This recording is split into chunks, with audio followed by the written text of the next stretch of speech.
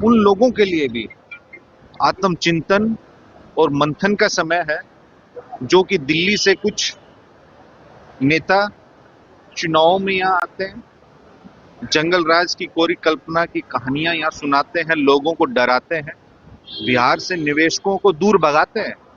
आप चुनाव के समय जंगल राज का राग अल्पाइएगा और फिर बाद में आप बिहार में निवेश लेके आइएगा, जो बिहार को बदनाम करते हैं।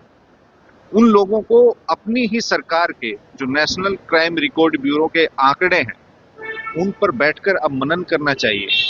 जिस मशीनरी की बदौलत आप चुनाव प्रबंधन कर सकते हैं, तो आप अपराध प्रबंधन भी कर सकते हैं।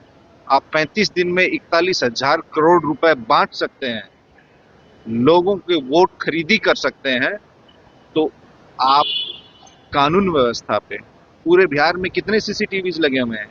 इनके पुलिस स्टेशंस में सीसीटीवी नहीं है, लेकिन एक एक महिला को 10,000 रुपये दे देते हैं चुनाव के वक्त, चुनाव के दरमियान भी। लेकिन अब विधि व्यवस्था पे बात करेंगे नहीं। कितनी हमारी माँ, बहनें, बेटियां, माताओं के साथ यौन शोषण हो रहा है, अपराध हो रहा है, सामूहिक बलात्कार हो रहे हैं। ऐसे केसेस में पुलिस का दोष सिद्धि दर क्या है? जो गुनहगार होते हैं उनको आप आखिर तक क्या सजा दिला पाते हैं?